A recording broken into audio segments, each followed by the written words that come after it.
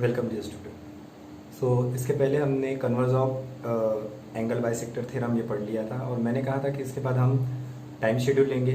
तो होपफुली आपने time schedule को देख लिया होगा, समझ लिया होगा और अपना एक खुद का टाइम टेबल बना लिया होगा। उसके बाद मैंने कहा था कि 2 एक्टिविटी वाले क्वेश्चन हैं, उन एक्टिविटी क्वेश्चंस को मैं बुक में करके दे रहा हूँ, आप उसको फॉलो कीजिए और किस तरह से आप उसको फॉलो कीजिए और प्रैक्टिस करके देखिए। तो आपके एक्टिविटी का पहला क्वेश्चन है, आपके बुक के पेज नंबर 8 के ऊपर है और एक्टिविटी दी है draw triangle ABC, bisect angle B and name the point of intersection of AC and the angle bisector as D। ये इस तरह का ट्रायंगल बनाना है, यहाँ से बाइसेक्टर निकाल के AC पर जो पॉइंट मिलेगा उसको D नाम देना है।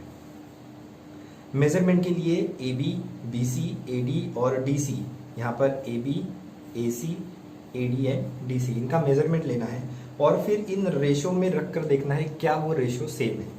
यहाँ पर फिर आगे उसका कुछ इंस्ट्रक्शन दिया है, you will find that both the ratios are almost equal. तो ये एक्टिविटी हम परफॉर्म करके देखते हैं कि क्या वो दोनों रेशो इक्वल आते हैं या नहीं। तो ये आपकी बुक है, बुक के अंदर बना हुआ जो डायग्राम है वो मैंने यहाँ बना लिया है। सबसे पहले जैसे उन्होंने मेजरमेंट के लिए कहा है, हम मेजरमेंट लेते हैं। यहाँ पर सबसे पहले AB को काउंट करना है, हम यहाँ AB को काउंट करते हैं। देखिए एग्जैक्टली ये 4 सेंटीमीटर है, तो हम यहाँ लिखेंगे 4। उसके बाद हम BC को काउंट करते हैं।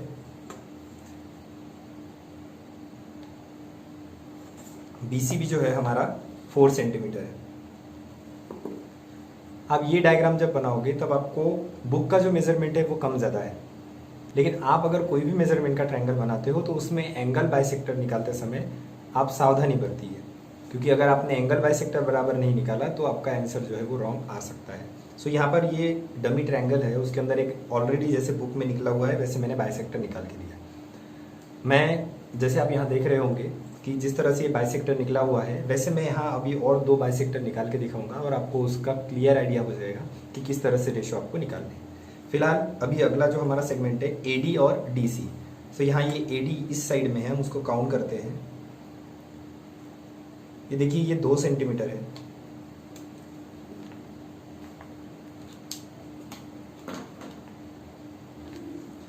उसके बाद DC को काउंट करते हैं, ये भी लगभग जो है वो 2 सेंटीमीटर है। अब हम यही वैल्यूज जो है वो रेशो में रखते हैं। देयरफॉर AB बाय BC हमारा 4 and 4 है, सो यहाँ आपको मिलेगा 4/4। सिंप्लीफिकेशन के बाद आंसर आएगा 1। अगेन AD के लिए देखते हैं, AD आपका 2 सेंटीमीटर है और DC 2 सेंटीमीटर, सो 2/2 यहाँ आपको देगा 1 सेंटीमीटर।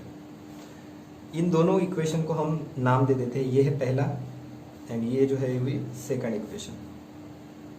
दोनों इक्वेशन को हम टैली करते हैं तो देखिए उनके जो राइट हैंड साइड है वो इक्वल है, देयरफॉर ये जो हमारे रेशो है वो भी इक्वल होंगे। Therefore AB/BC equal to AD/DC।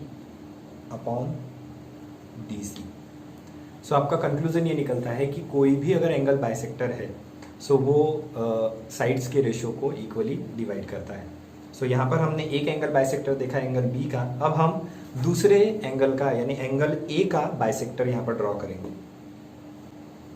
सो जैसे आप इसके पहले की क्लास में भी एंगल बाइसेक्टर निकालना सीख गए हो, आपके चॉपर के अंदर आप कोई भी एक मेजरमेंट का डिस्टेंस लीजिए, जिस एंगल को बाइसेक्ट करना है उसके वर्टेक्स के ऊपर यहाँ आर्क लगानी है।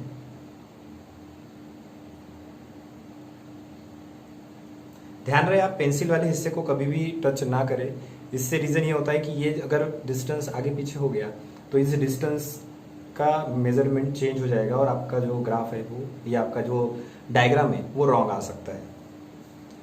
सो यहाँ पर आपने जिस तरह से ये आर्क लगाया है, अब आर्क के ये जो 2 पॉइंट, इन 2 आर्म्स को जहाँ कट करते वहाँ से हमने ये आप जो डिस्टेंस है ये चेंज नहीं करेंगे। इस डिस्टेंस से आप एक बार इस पॉइंट के ऊपर रखकर आर्क लगाएंगे। आर्क जो है वो थोड़ा सा लंबा मारने की कोशिश करें क्योंकि कई बार आर्क कटते नहीं हैं।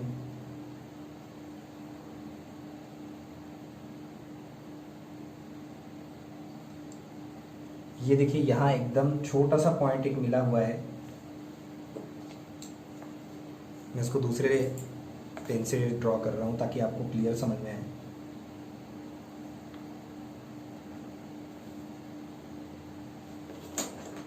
ये जो इंटरसेक्ट पॉइंट मिला है इसका हम नाम देंगे ई।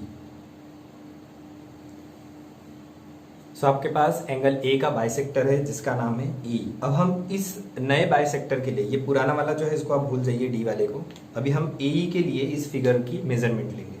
सो मेजरमेंट लेते हैं। सबसे पहले हमें ए बी को लेना है, उसके बाद ए सी को। तो हम यहाँ ए बी को काउंट करते हैं। देखिए ए बी एग्जैक्टली जो है वो 4 सेंटीमीटर है।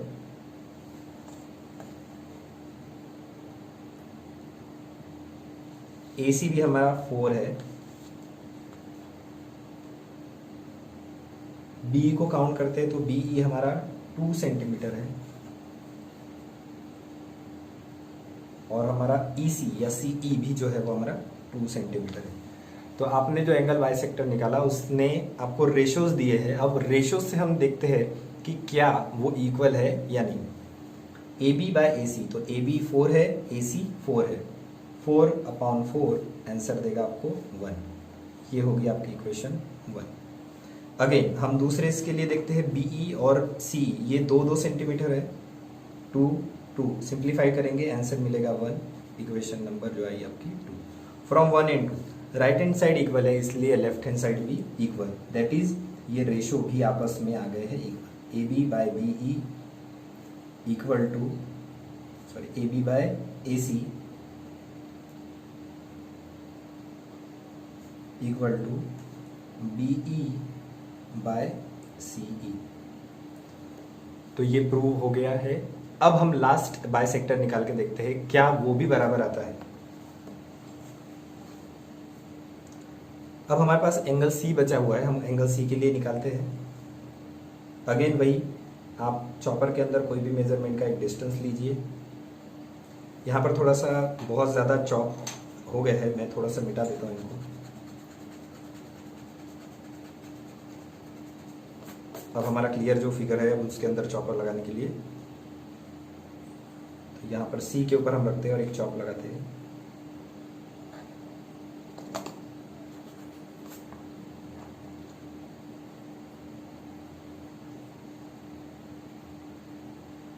ये जो पॉइंट मिले हैं, अगर आपका बाहर भी जाता है तो आप उससे कोई टेंशन नहीं है। जैसे मैंने पहला वाला लिया था तो वो अंदर कट करते हुए दिख रहा है, अब ये बाहर जा रहा है तो उससे कोई प्रॉब्लम नहीं है। आप दूसरा डिफरेंट कलर यूज कर सकते हो।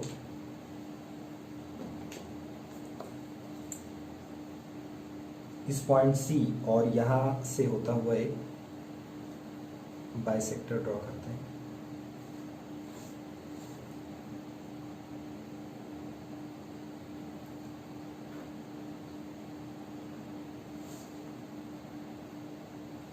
और यहाँ जो पॉइंट आपको मिला है ये, इसको नाम देते हैं एफ। सो ये डी मिला था, ये ई मिला, ये एफ मिला है। अब हम इसको काउंट करके देखते हैं क्या ये एग्जैक्टली सेम आता है।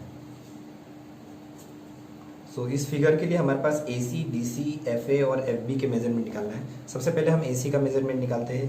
ये 4 है।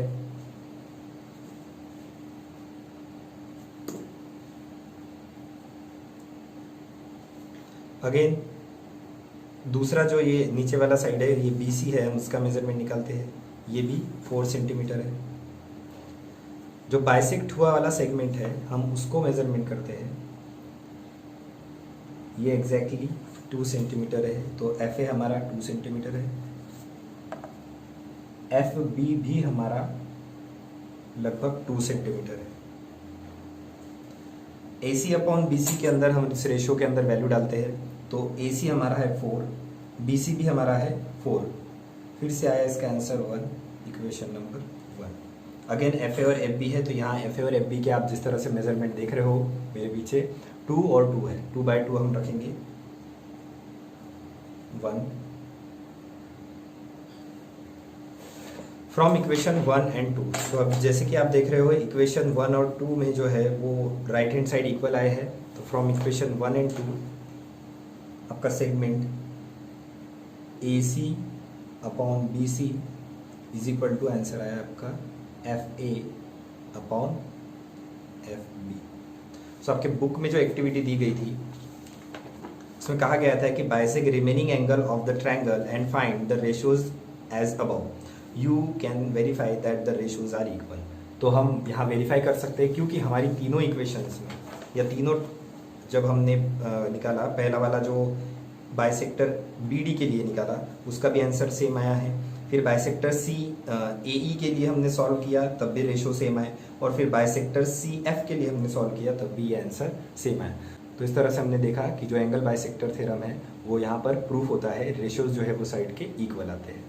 अगेन आपके बुक में एक और एक्टिविटी दी है, हम वो एक्टिविटी लेते हैं।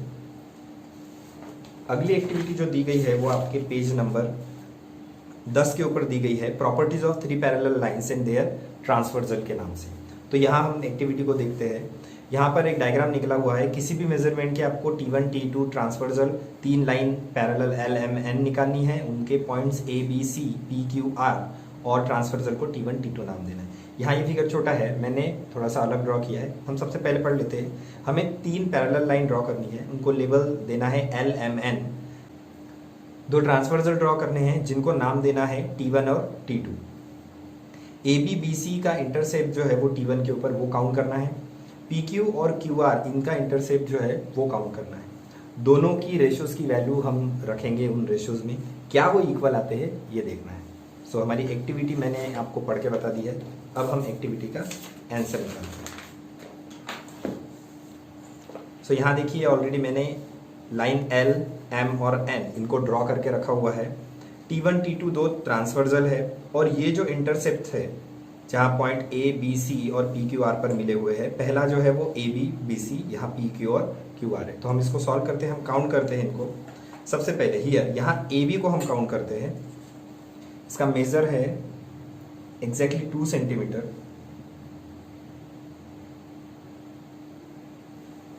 BC को हम अगर करते हैं तो ये लगभग 4 सेंटीमीटर आ रहा है। अब दूसरे ट्रांसवर्सल को देखते हैं, ये है 2.5। अगला जो है QR, उस सेगमेंट को हम काउंट करते हैं, ये एग्जैक्टली 5 सेंटीमीटर है। सो ये रहा 5 सेंटीमीटर। ये सारी मेजरमेंट के बाद हम रेशियोज के अंदर वैल्यू रखते हैं। पहला रेशियो जो है आपका वो है AB अपॉन BC। यहाँ AB 2 सेंटीमीटर है एंड BC इज 4। इन दोनों को हम सिंप्लीफाई करेंगे, फाइनल आंसर हमारा आएगा 1/2 इक्वेशन 1। तो बहुत सिंपल तरीके से हमने किया है। आप किसी भी ये जैसे ये ट्रांसवर्सल क्योंकि मेजरमेंट अलग अलग दिखने चाहिए, मैंने थोड़ा सा इस तरह के मेजरमेंट लिए जो इजीली सिंप्लीफाई हो गए, आपको आंसर मिल सके। आप कोई भी 3 पैरेलल लाइन लीजिए और इस तरह से, जैसे मैंने ये बहुत ज़्यादा सैलेंट यानी तिरछा निकला हुआ है, आप सीधा भी अगर करो, अगर आप सीधी लाइन भी निकालते हैं उसके ऊपर, जैसे कि मैं फिगर के अंदर रख रहा हूँ 2 पेन, अगर आप ऐसी लाइन भी निकालते हो तो भी इनके इंटरसेप्ट जो है वो इक्वल रहेंगे। इस वक्त मैंने ये लाइंस इस तरह निकाली, आप लाइन यहाँ पर भी लेके जाओगे तो रेशियोज के जो मेजरमेंट है आपको वो डिफरेंट मिलेंगे, कुछ पॉइंट में मिल सकते हैं, तो वो कैलकुलेशन में आपको प्रॉब्लम देंगे, लेकिन आएगा उनका आंसर सेम। अगली लाइन के लिए हम सॉल्व करते हैं। तो अगला मेजरमेंट है P Q upon Q R is equal to, तो यहाँ 2.5 और अगला क्यू आर जो है वो 5। सिंप्लीफाई करेंगे, जिनको सिंप्लीफिकेशन में प्रॉब्लम जाता है वो इस टेक्निक से यूज करें। ये पॉइंट को हम नीचे उतार लेते हैं, तो ये बन जाएगा 25/50। आपको सिंप्लीफिकेशन के तरीके मालूम है, उसके बावजूद मैं इसको बता रहा हूँ, जो एवरेज स्टूडेंट है उनका भी हमें ध्यान रखना होता है। सो यहाँ 2.5 डायरेक्टली आप इसको सॉल्व कर सकते हो, 2.5 का डबल 5 होता है। फिर भी सॉल्व करने के लिए इस पॉइंट को नीचे उतार दिया, 25/50। सो ये सिंप्लीफिकेशन होके 1/2। फिर से आंसर देंगे, यहाँ आ गई आपकी इक्वेशन नंबर 2। अब आप इक्वेशन 1 और 2 का राइट हैंड साइड देख रहे हो, ये 1/2 आया है, दैट इज कि इसके जो रेशियो है वो भी आपस में इक्वल होंगे। So from equation 1 and 2, AB upon BC equal to PQ upon QR। So यहाँ पर आपकी दोनों एक्टिविटीज जो है वो बहुत सिंपल वे में मैंने आपको बताई है। आप इसी तरह के 1-2 और फिगर बनाइए, पैरेलल लाइंस लीजिए किसी भी डिस्टेंस पर, जैसे यहाँ पर ये दोनों पास में, ये बहुत दूर है, आप किसी भी तरह की डिस्टेंस की पैरेलल लाइंस लीजिए, उनके 2 ट्रांसवर्सल निकालिए, जो रिस्पेक्टिवली आपको इंटरसेप्ट मिलेंगे उन इंटरसेप्ट्स का आप मेजरमेंट लीजिए, इस तरह के इक्वेशन में रखिए, क्या वो दोनों जो है रेशियोज वो आपस में इक्वल आते हैं, ये कंफर्म कीजिए। सो इससे आपकी प्रैक्टिस भी हो जाएगी और आपका एक इंटरेस्ट डेवलप होगा मैथमेटिक्स की तरफ। तो सबसे पहले हम जो थ्योरम लेने वाले हैं वो इस एक्टिविटी के ठीक नीचे वाला, यानी 3 parallel lines and their transversal वाला। उसके बाद ये जो पोर्शन छूट गया था हमारा, हम ये लेंगे, और उसके बाद ये 2 एक्टिविटी, और उसके बाद सॉल्व एग्जाम्पल एंड एक्सरसाइज। तो होपफुली आप स्टेप बाय स्टेप जिस तरह से पढ़ाई कर रहे हो, वीडियो देख रहे हो, कमेंट्स आ रही है, प्रॉब्लम जो भी है वो भी सॉल्व हो जाएंगे। आप अपनी स्टडी पर फोकस कीजिए, जो टाइम शेड्यूल मैंने दिया है उस टाइम शेड्यूल को फॉलो करते हुए अपना स्कोरिंग बढ़ाने की कोशिश कीजिए, क्योंकि बहुत ज़्यादा इम्पॉर्टेंट है आपका खुद का सेल्फ प्रैक्टिस। हम पढ़ा देंगे, आप वीडियो देखो या इग्नोर करो, लेकिन अगर आप जब तक के मैथ्स ऐसी चीज़ें आप प्रैक्टिस नहीं करोगे तब तक नहीं आएगा। जितने बार आप प्रैक्टिस करोगे बुक में, प्रैक्टिस करने से आपका वो क्वेश्चन परफेक्ट होता है। आपको उस टाइप के सिमिलर अगर क्वेश्चन आए तो आप इजीली सॉल्व कर सकते हो। सो जितना हो सके मैथ्स जो है वो प्रैक्टिस पे डिपेंड करता है। आप प्रैक्टिस कीजिए और एक ही टाइप के जो क्वेश्चन होते हैं उसके अंदर के नंबर चेंज करके देखिए। जो भी बहुत सारे थ्योरम्स हैं, थ्योरेटिकल क्वेश्चन, नेट के ऊपर बहुत सारे जो हॉट्स क्वेश्चन है वो भी मिल जाते हैं। हमारे पास लिमिटेड टाइम होता है तो हम लिमिटेड टाइम में जितना भी हॉट्स क्वेश्चन यहाँ लेंगे चैप्टर खत्म होने के बाद वो आपको मिल जाएंगे। लेकिन उसके अलावा भी आप सेल्फ अपने इंटरेस्ट के साथ मैथ्स में प्रैक्टिस को बढ़ावा दीजिए।